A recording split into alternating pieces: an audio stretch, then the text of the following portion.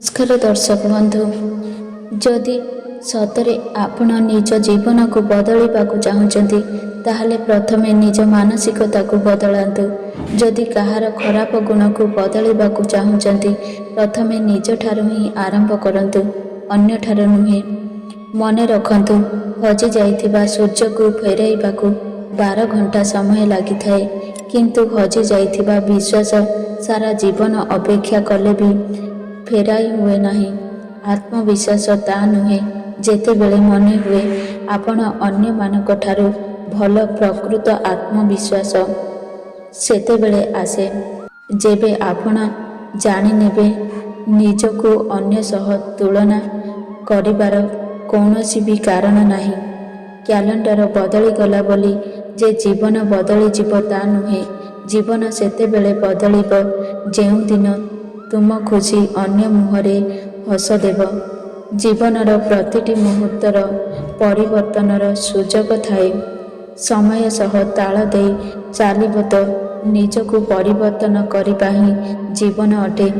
ଯଦି ଆପଣ ଠିକ୍ ତାହେଲେ କିଛି ପ୍ରମାଣ ଦେବା ଦରକାର ନାହିଁ।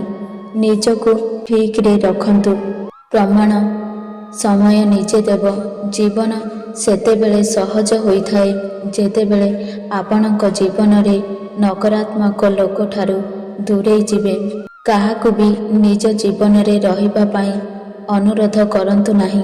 ଯଦି ଆପଣଙ୍କୁ ଇଗ୍ନୋର କରାଯାଉଛି ତାହେଲେ ଲାଇଫରେ ସେହି ବ୍ୟକ୍ତିକୁ ଛାଡ଼ିକି ଆଗକୁ ବଢ଼ନ୍ତୁ।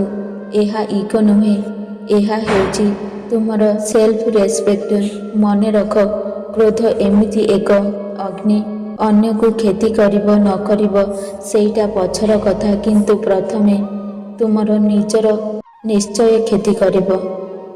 ନିଜକୁ ଭଲ ପାଇବା ଶିଖ, କାରଣ ତୁମେ ଜଣେ ଏମିତି ବ୍ୟକ୍ତି ତୁମ ସହ ସାରା ଜୀବନ ରହିବ। କେତେ ଅଜବ ଏ ଦୁନିଆର ଲୋକମାନେ ସୁନ୍ଦର ଓ ଭଲ ସ୍ମୃତିକୁ ମୋବାଇଲରେ ରଖନ୍ତି, ଆଉ ଖରାପ ଦୁଃଖଦାୟକ ସ୍ମୃତିକୁ ନିଜ ହୃଦୟରେ ରଖନ୍ତି।